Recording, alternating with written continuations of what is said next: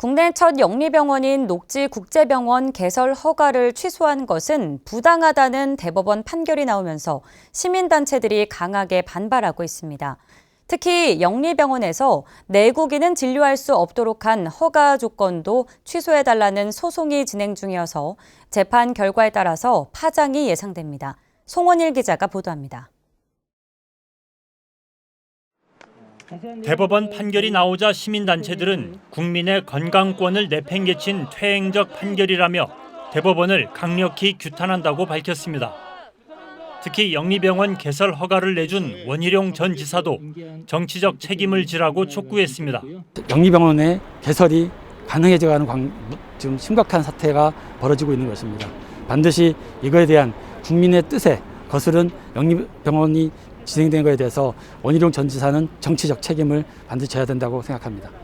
영리병원을 둘러싼 대법원 판결은 녹지국제병원 개설 허가를 제주도가 취소한 것은 부당하다는 겁니다. 그러나 영리병원 개설 허가 조건인 내국인 진료 제한은 판단 대상이 아니어서 여전히 유효한 상황입니다. 결국 현 시점에서 녹지 측은 외국인을 대상으로 진료하는 영리병원을 개설할 수 있게 됐습니다. 문제는 녹지 측이 내국인 진료를 제한한 허가 조건도 부당하다며 취소 소송을 제기한 점입니다. 대법원 판결이 나올 때까지 중단됐던 1심 재판이 곧 재개돼 녹지 측이 이길 경우 내 외국인을 모두 진료할 수 있는 영리병원이 가능하게 됩니다. 그러나 현재 상황은 복잡합니다. 지난해 국내 업체가 중국 녹지그룹과 8대2 지분으로 별도의 합작 의료법인을 세워 녹지국제병원 건물을 매입했고 비영리병원으로 운영할 계획입니다. 이 때문에 녹지 측이 영리병원을 다시 추진하기 위해서는 새로운 병원 건물을 확보해야 합니다.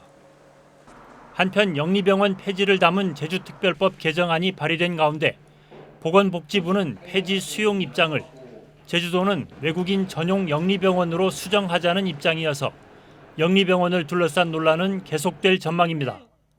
MBC 뉴스 송원일입니다.